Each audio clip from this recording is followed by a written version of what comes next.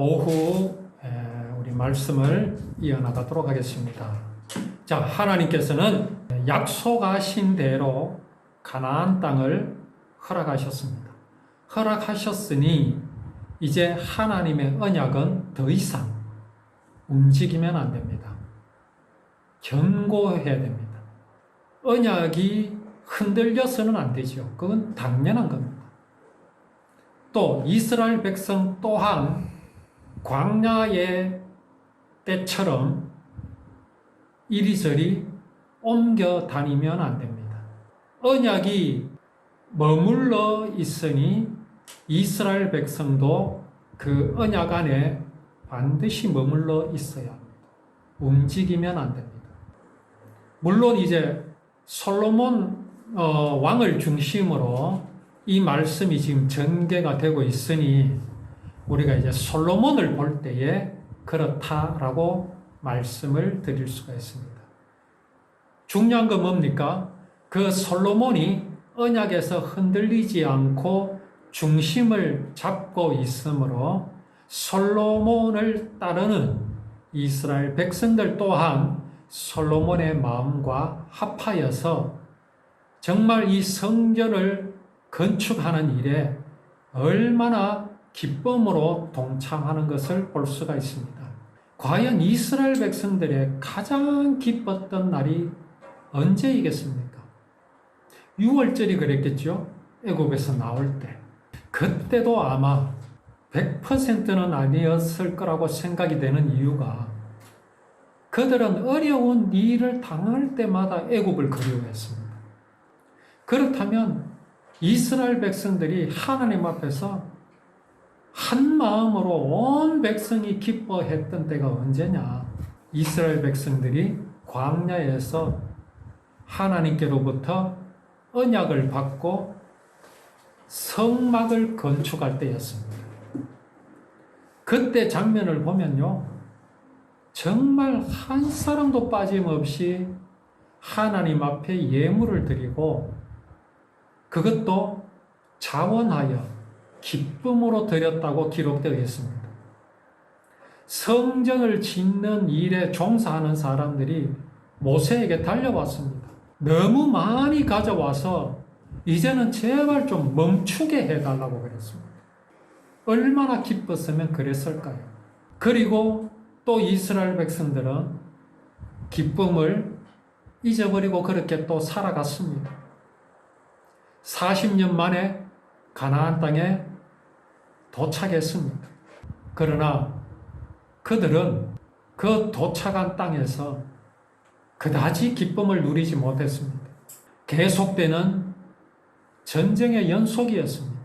400년 만에 그들에게 또 기쁨이 찾아왔습니다.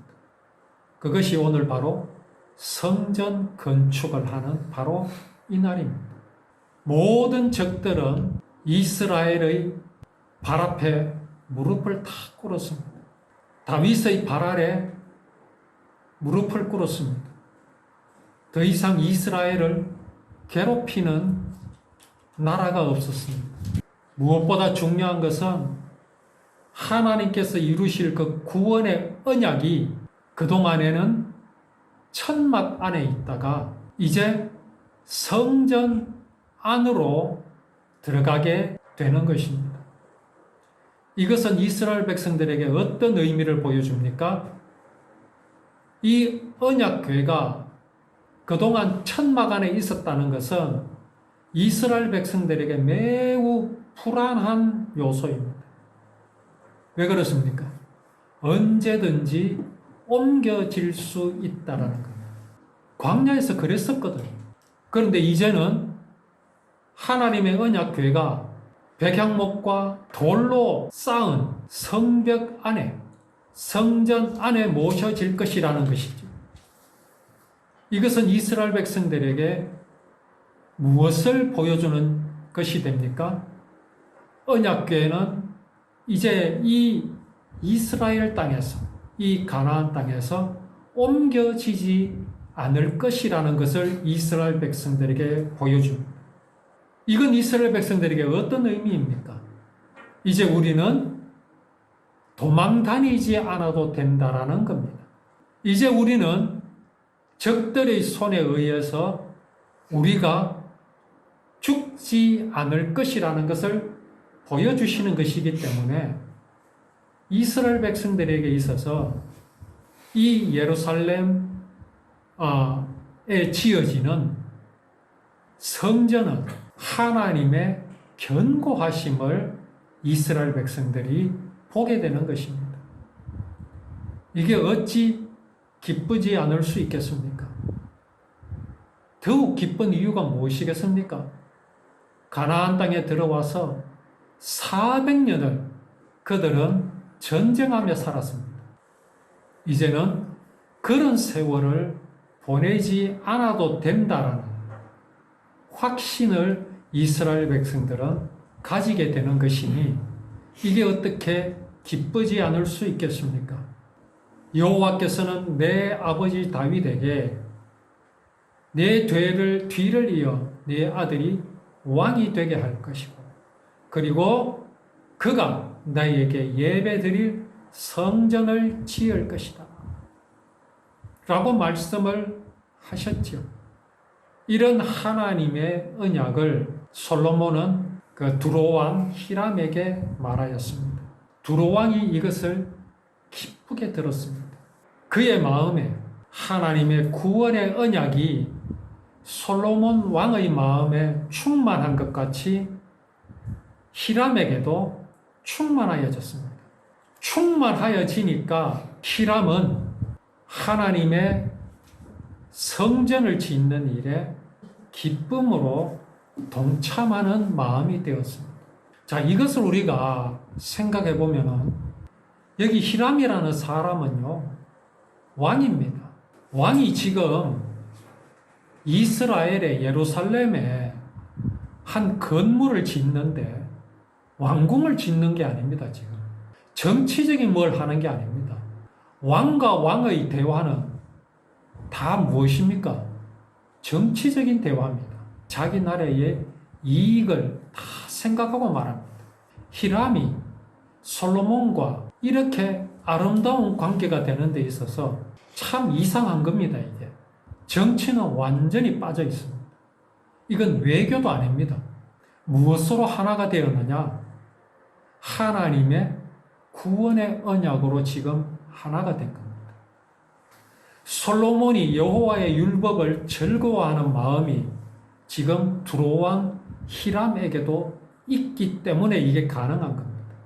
이런 동맹은 있을 수가 없습니다. 사람 세계에서. 영원한 동맹이라는 게 어디 있습니까? 그러나 두로왕 히람과 이스라엘 왕 솔로몬 간에 있는 지금 이 모습은 그런 세상적인 정치로 하나가 된 것이 아니라는 것을 우리는 분명히 알아야 합니다. 히람이 이렇게 말하죠. 내 종들이 레바논에서 바다까지 나무를 나르면 그것을 뗏목으로 엮어 왕께서 바라시는 곳으로 띄어보내겠습니다. 그곳에 나무가 이르면 나무를 풀어드릴 테니 왕은 가져가시기만 하면 됩니다. 그 대신 나와 함께 사는 모든 사람들이 먹을 음식을 주십시오. 지금 이건요, 분명해야 합니다. 지금 이 일은 하나님의 일입니다. 우리가 성경에서 보면 아브라함도 그랬죠. 아브라함의 아내 사라가 죽었습니다. 가나안 땅에서 죽었지요. 아브라함은 객지에서 온 사람입니다. 갈대아 우르에서 왔습니다. 땅이 없습니다. 아내가 죽었는데 묻을 땅도 없습니다. 그때 가나안의 헷 족속이 아주 신사적으로 아브라함에게 말합니다. 우리가 밭을 거저 줄 테니까 여기에다가 당신의 아내를 장사 지내소서. 그때 아브라함이 뭐라고 말합니까? 아니다. 내가 값을 쳐주겠다. 그러니까 헷 사람이 또 뭐라고 말합니까? 절대로 아닙니다. 당신은 우리에게 천사와 같은 분입니다. 우리가 값을 받지 않고 밭을 내주겠습니다. 아브라함이 절대 양보를 하지 않습니다. 기어코 그 밭을 사서 아내를 장사하지. 왜 그랬겠습니까? 왜 그 신사적인 호의를 아브라함은 거절했겠습니까? 하나님의 일이기 때문에 그렇습니다. 하나님은 사람의 도움을 원하시는 분이 아닙니다. 내가 구원을 받는 일에 있어서 내가 하나님을 도울 수 있겠습니까? 하나님은 내 도움을 받으시겠습니까? 아닙니다. 하나님은 절대로 당신께서 행하시는 일에 사람의 도움을 청하지 않으십니다. 오늘 여호와의 성전을 짓는 일에 두로왕 히람이 값을 쳐달라는 거죠. 그 값이 뭡니까? 먹을 음식을 달라. 솔로몬이 반대하겠습니까? 이건 솔로몬의 생각과 같습니다. 당신들이 온전히 하나님께 드리라. 여기에 사람의 어떤 것을 포함하지 않습니다. 하나님의 성전이 다 지어졌을 때 누구도 거기에다 대고 내가 무엇을 하였노라고 말할 수가 없습니다. 두로왕 히람은 받을 것 다 받았습니다. 하나님 앞에 내가 이만큼 드렸습니다. 말할 수 없습니다. 하나님의 성전은 하나님께서 다 이루신 겁니다. 그래서 히람은 솔로몬이 바라는 대로 백향목을 공급하였고 솔로몬은 해마다 밀을 그리고 올리브 기름을 그렇게 공급하였습니다. 하나님께서는 약속하신 대로 솔로몬에게 지혜를 주셨습니다. 히람과 솔로몬은 평화롭게 지냈습니다. 두 왕은 서로 조약을 맺었습니다. 그들의 조약은 외교적인 조약, 정치적인 조약, 그런 조약이 아닙니다.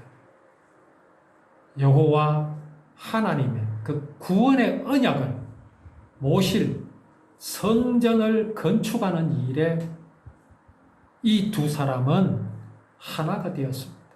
이런 하나됨을 사람이 이룰 수 있겠습니까? 없습니다. 그들은 여호와의 구원에 감동이 되었고 그 약속을 이루실 하나님 앞에서 하나가 되었음을 우리는 이 말씀 속에서 볼 수가 있습니다. 솔로몬과 히람이 누린 이 구원의 언약, 이 복음, 이 기쁜 소식을 우리도 동일하게 누리며 하나님께 영광 돌리는 우리의 삶이 되기를 원합니다.